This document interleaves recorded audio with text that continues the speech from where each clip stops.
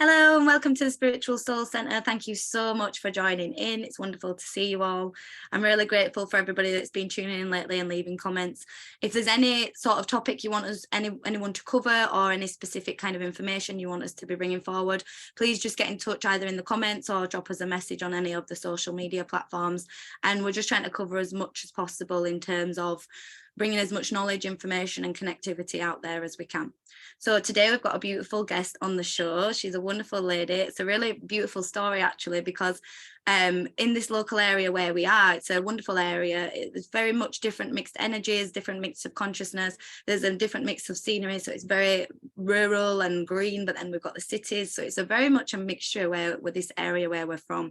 And I don't work with many people specifically in the local area, not for any specific reason other than the way it's aligned. The people on the same consciousness have seemed to be online.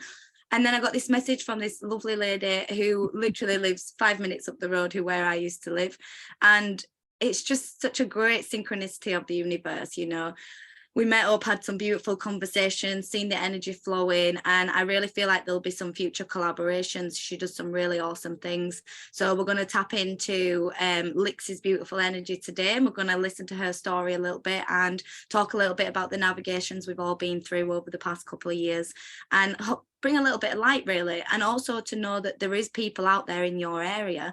It's just waiting there to be aligned. And I think that's a really beautiful message for today's meeting is, you know, we live 10 minutes away and never had the idea of this connection. And I'm really grateful for Lix for reaching out. So I'll stop yattering on and I'll let her introduce herself. So everybody, this is Lix. It's so lovely to have you on the show. Oh, thank you so much for having me. So hi, my name's Lix. Yep, I just live in the local area. So I've been working with spirit and with the spirit world probably since I was about 4 years old, or from when my first memory was, where my mum would drag me into shops with incense cones and so on, and I got my first little hippie skirt, and from that point onwards, my tassel skirt, and from that point onwards, I remember having this very deep thought sat on the toilet one day when I was about 7, where I really said, why am I different? Why am I so different? And it's nothing to do with the tassel skirt. It was something deep. I was like, why am I different? And I just kind of sat on that, on the toilet, literally. And come. Those deep thoughts go on. And then I kind of progressed through life, you know, did school, did upper school. It was a nightmare. It was awful. So I bought some Doc Martens and dyed my hair bright red and thrust myself quite unhealthily into the adult world. Became a mum really young. I was 18. So I've now got a fantastic 27-year-old son and a grandchild. Awesome. And even still, I knew there was something there. My son, who's 27, when he was like 2 years old, he used to tell me about an army of skeletons that followed us both around everywhere. He'd make me leave the door open, you know, when we came in from outside. So cool. He'd like, don't shut the door, don't shut the door. And I was like, wow, you know, he's a real indigo child, is this one. So yeah, you know, like fast forward all through my life, you know, I wish you could all see the room I'm sat in. This is my witch room. You know, all my life collected crystals, you know, worked with essential oils, all that kind of thing. But never really dug deep, I tried to actively work with these things, but felt like a fraud, had imposter syndrome. A lot of us have that. It's so not. So who am I? You know, like thinking I'm what? I don't know. And then, 4 or 5 years ago, I got a wonderful book by a lady called Lisa Lister, Witch, and I read that, and it was like, activation. Like, whoa. And it was mind blowing. At the time, I was working as a teacher. I taught teenagers with learning difficulties and disabilities.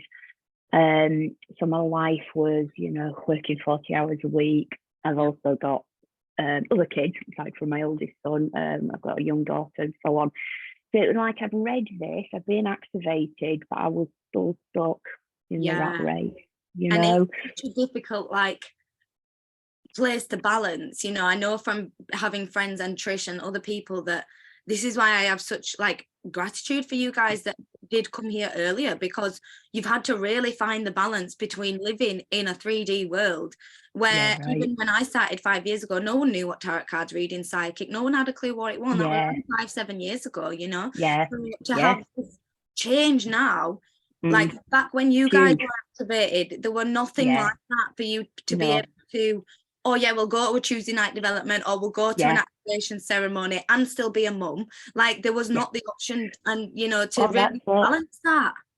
Well, that's it. I mean, I was doing tarot readings 15 years ago, and I really got mocked for it. You know, not nastily, you know, just make the really the lack of understanding. And kept it very hush hush. It was like, oh yeah, I do tarot readings, but you know, just keep it on the QT, which is ridiculous. I get that, and I only started, like I said, years ago, and people at taxi, people had asked me, where have you been working? And I'd just say, oh, you know, like, what do you do? I'd be like, oh, just meditation. Because I didn't understand how to explain to people that didn't even know what it was. Like, where do you start? What do you say? And also the judgment that came with it. So not long after I'd read Witch, I went down to Glastonbury, and I dipped myself in the White Well down there. There's a plunge pool at the back, and I did like 3, held my breath, 3 dips, and really just was like, right, I am going for this. And from that point onwards, if anybody asked about you know, religion or anything like that, I'm a witch. And they'd laugh and go, yeah. And I go, no, I am. I'm a witch. I'm a wise woman. I'm a healer. I'm a cunning woman, you know. And they go, what do you mean? You know, what do you mean? And I go, well, you know, you only have to go back to the 1600s, the women that were healers in the villages, the women that knew the herbs, that knew how to, that's me. That's what I am. I'm a witch. And I mean it in a non-derogatory way. You know, that derogatory perception has only come through past patriarchal, you know, sizes of it, wanting to wipe out women for their gifts. And we have to question why it was so demonized and put in such a way that was, you know, it makes you question the power of a woman or a man in touch with that self and source, and with the land and the earth. They really made it the worst possible thing you could be. I could do a whole interview on this subject. I know. It's all about we'll do that one day. We'll do it. We'll need to talk about the witch room as well. And the witch room, because that's a big thing for a lot of light workers. Well, it is. Absolutely. So we need to talk. We'll definitely schedule that in maybe next week, the whole chat on the witch situation. The sister wound, the witch wound. I think that's something a lot of us need to work through. Let me go through my timeline, because then it'll take me to the So then obviously humanity took a really big hit in recent years, and we all had to change the way we saw things, did things, and so on. After that, I went back to work, and I got assaulted by a student. I got thrown across my classroom. Bearing in mind I worked with people with learning difficulties and disabilities. He was in crisis. I ended up having to have spinal surgery on my neck, and have not returned to teaching. So I've had really, I want to call it a juicy 2 years. It sounds like I've been living my best life. A great description of it.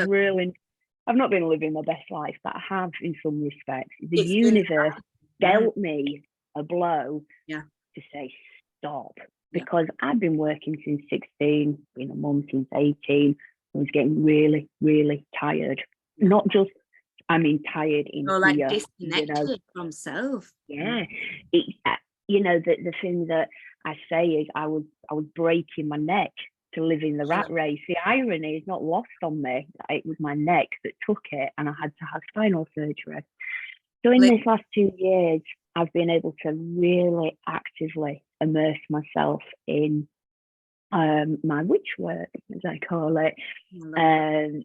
Mainly to keep myself a little bit sane, but also because I've had, for the first time ever, I've had the space to be able to really find me that was underneath the facade of the mum, the teacher, the wife, you know.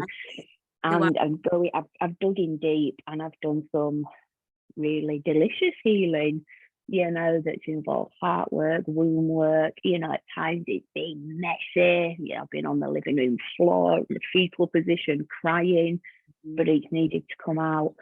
And I've trained to be a forest bathing guide. Nature has been my thing. Nature, it's just out there, and it's on our doorstep, and it's so beautiful. You know, I've trained as a Reiki master. I've formalized the learning of the stuff that was already there. These hands were already Reiki healers, but I just need to learn, you know. We just need to activate yourself. Yeah, and then I started working with Burning Woman Festival, which is a really gorgeous festival for women. That's what brings me to the Sister Wound. And I've been doing the role of volunteer coordinator for them, which then led me to the new job that I've got, which is working within the community here in Bradford with people with additional needs, but just part-time, so I can keep doing my witch work. Yeah. I feel like that was a whistle-stop tour. Yeah, no, but it is, because it's a really, really, really beautiful journey and transition in terms of being able to allow that flow now of, you've gone from having the knowing and, you know, reading that book and the seeds. Obviously you already had the seeds planted as a child, but then as an adult, then plants were allowed to regrow and you're allowed to reconnect with that.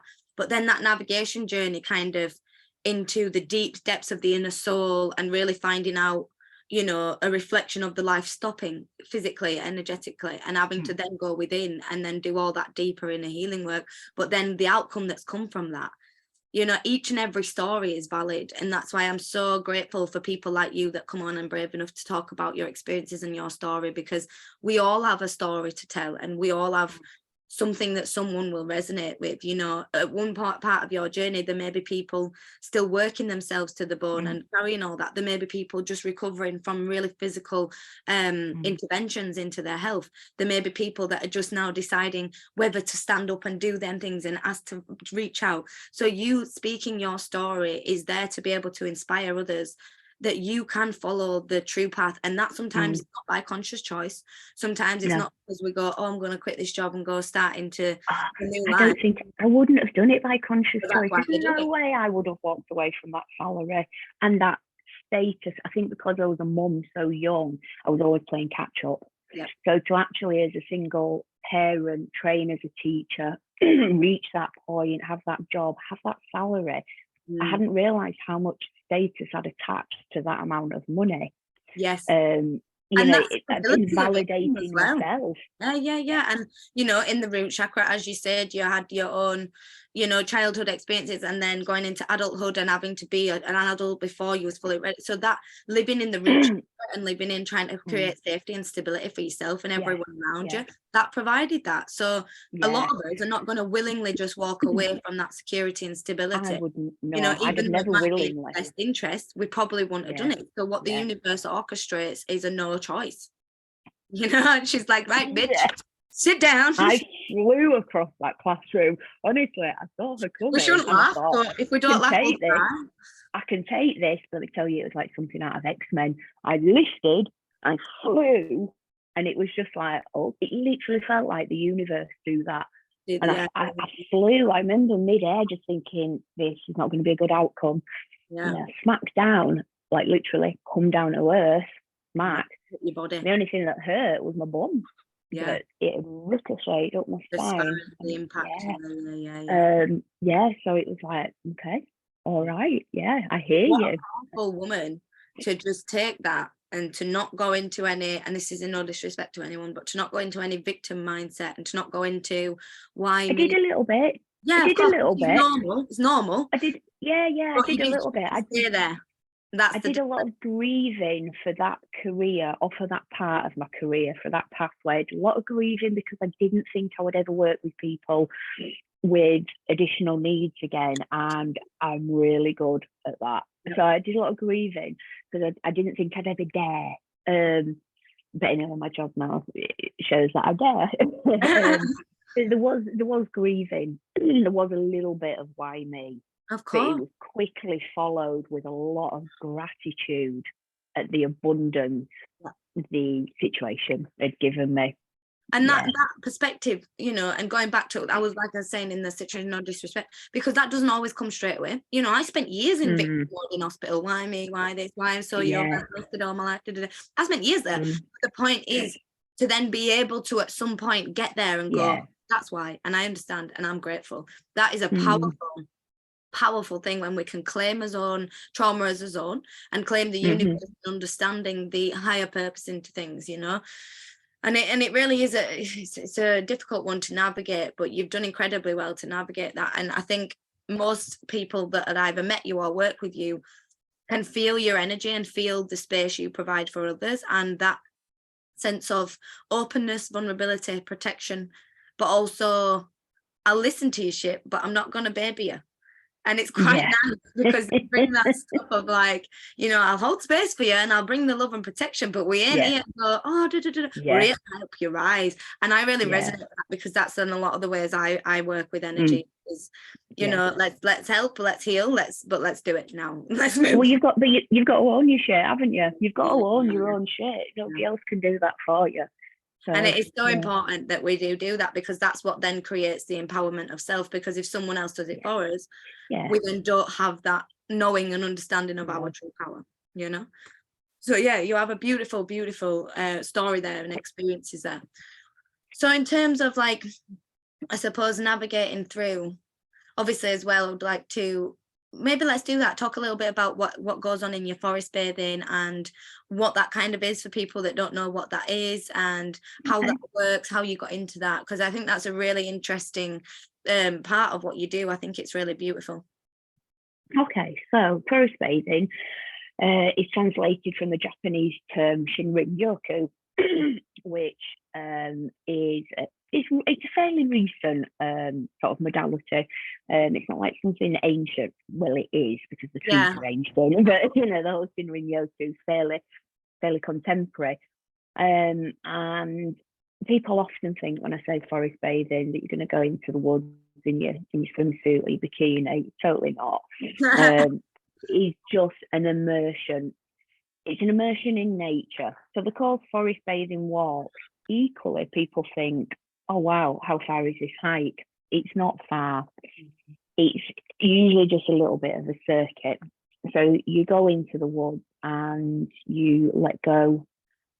You let go of what's holding you back, holding you down. You immerse yourself in nature, and you use all 5 of your senses to connect with nature, but you also use additional senses that are like imagination, the feel, I can never remember this word, so I'll describe it, like the feelings of the air on your skin, or of moisture, and the forest bathing walk experience, as that it's called, really helps you drop back into yourself. It makes you slow down, drop into yourself. You notice things within the woodlands that you probably never notice if you're just out walking your dog. And it connects you. I guess the thing that I like to think of is all the roots under the ground are like an ancient internet system. And when you're there with your hands on the ground and you're imagining all the tiny little life forms, the insects, the little animals, the rodents underneath in this ancient internet system, and imagine the trees and the plants are all connected and talking to each other through this, it really takes you out of yourself and makes you realise actually how little we are. I'm not saying anybody's small. I'm not belittling anybody in any way. Expansion of the universe. Exactly. And I've always liked going for walks because it's calmed me down. But whilst I was off work, I realised that, I did a lot of soul searching. Okay, I'm not going to be a teacher anymore. What am I going to be? What am I going to do? And I kept banging that. What am I going to do? What am I going to do? And I had to just stop, allow something to come through. Just be. You're really badly injured. You're about to have major spinal surgery. Just be. And at the time, I'd started doing a bit of voluntary social media for Burning Woman Festival. And it meant recruiting volunteers. And one woman applied, and I got chatting with her, like I chatted with most of the women that applied. and she was a forest bathing guide. Awesome. And I was like, you're what? You're what? Whilst I'd been in bed after my surgery, I'd read loads of books that I'd got that were about the environment and about nature as a healer. So when she said this, I went, explain. So she did, and she put me on to this company that did forest bathing training, and so I signed up straight away. So that was kind of how I did it. It's a company in Ireland, so I did it all remotely, and it took 5 months to become certified forest bathing guide. And I've led about 5 walks in our local area, because we've got beautiful woodlands by where we live, haven't we? Absolutely stunning. So not only have I used nature to help heal me, you know, I've taken it out into the community, but I want to do a lot more work in that respect, because it's all right if I said, right, let's go for a walk, right, come and sit by this tree. You get it already. You get it. No, I want to take people out there that have no idea, that go, oh yeah, I know that woods down the road. I've been there a couple of times. Or people that are struggling with mental health. I want to awaken people to the beauty we have on our doorsteps and the free healing energy of Gaia. Yeah, honestly, it's such a beautiful calling to have that, because just being able to just leave outside the door, stand in this immersion of literal magic and glory, and oh my god, once you start to have that gratitude and appreciation for it, it's like, wow, like how you can't unsee it. You know? Even I get people to go into the woodlands nearby, and I say, just look up, and they go, what? Like, look up. People don't look up. They're looking ahead, and when people look up, they're like, oh my god, the shapes, the patterns, the grid work, the fractal patterns, and it's beautiful seeing that awakening people. And then they've got that gift. Then they know, and they'll pass it on, and it in turn helps our universe, because we need to look after it more. We're not.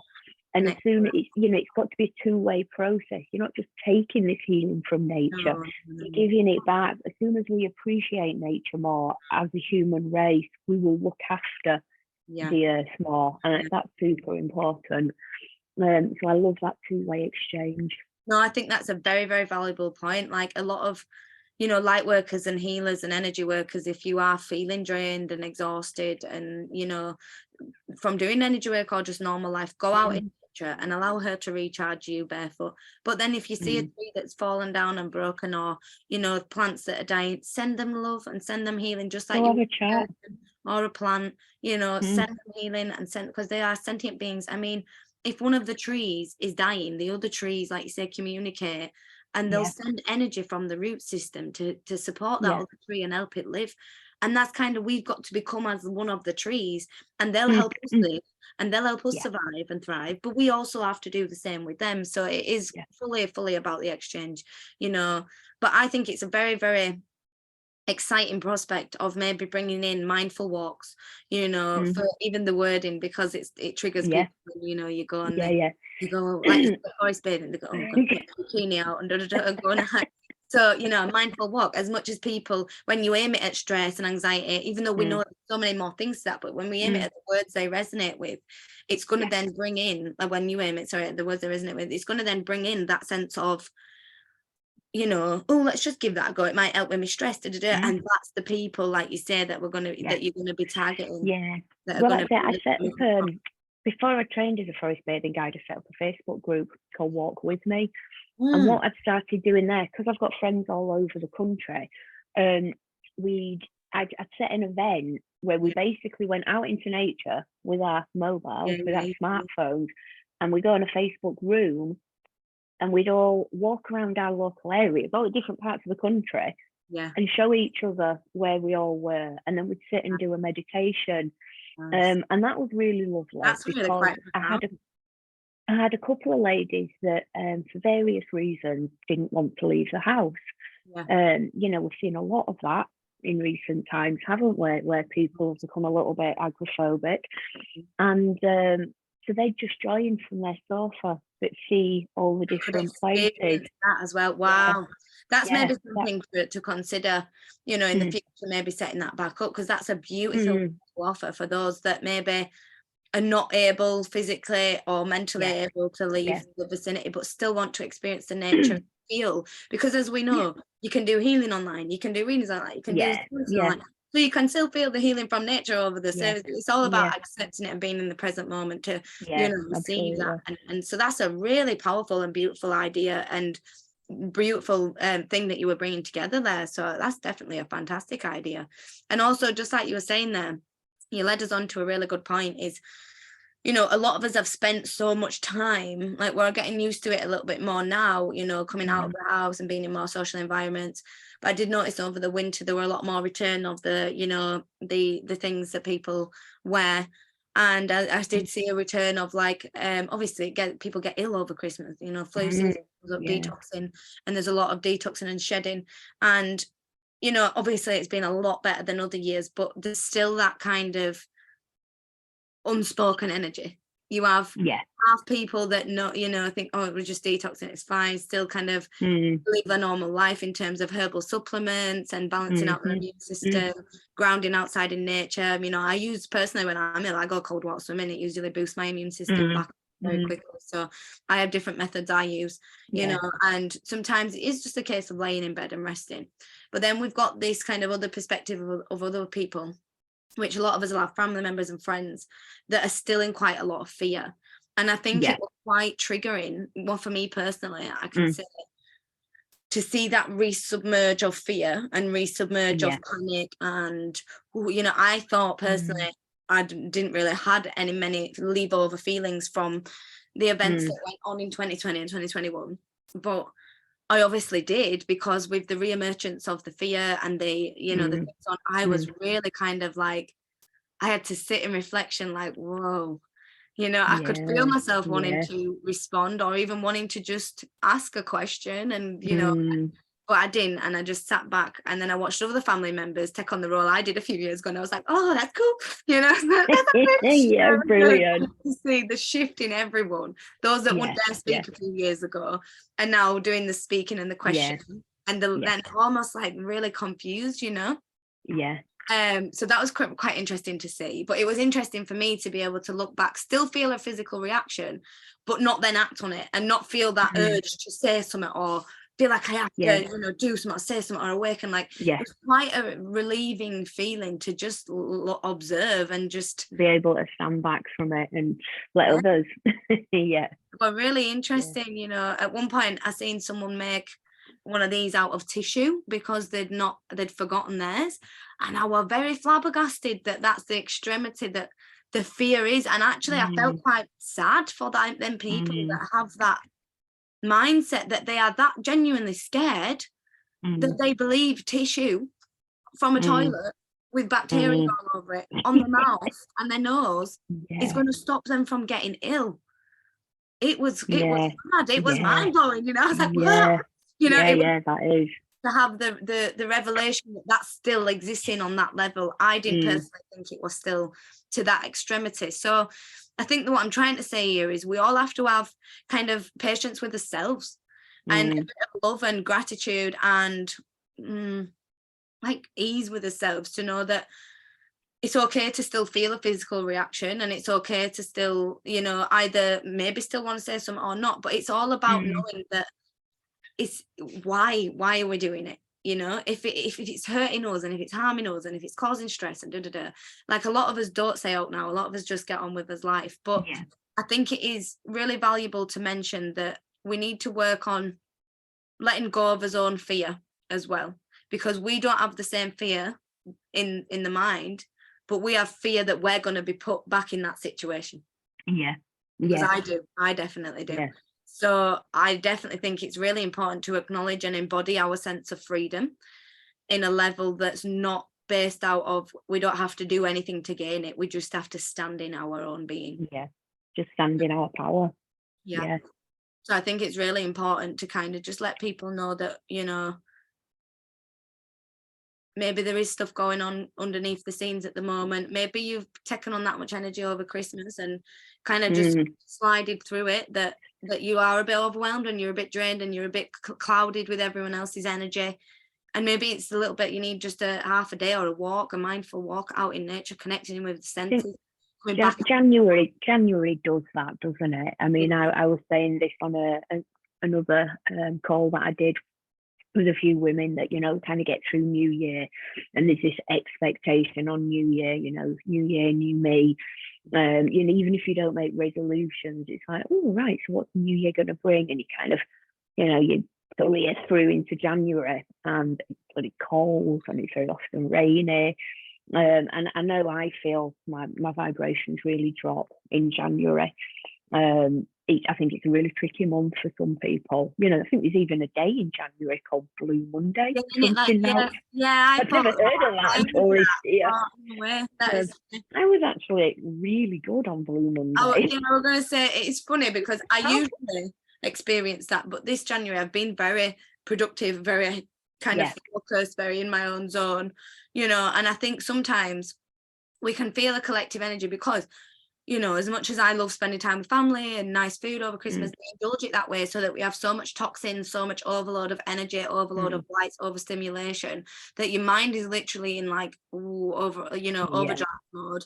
So it's really important for us to then reconnect back with self, reconnect back into nature, back into the body, reconnect the mind, body, soul back together, start nourishing yourself again. You know, a lot of people start the gym, but it's all about why, you know, what, not to look good or to get fitter.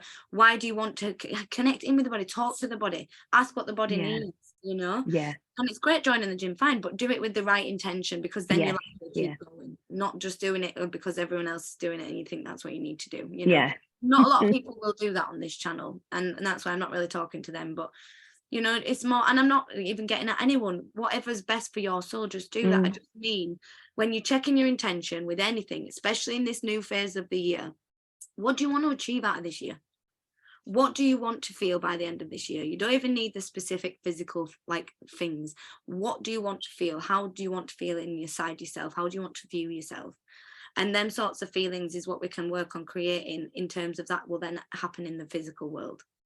You know, but sometimes we focus so much on, as you were saying earlier, what am I going to do? What job am I going to get?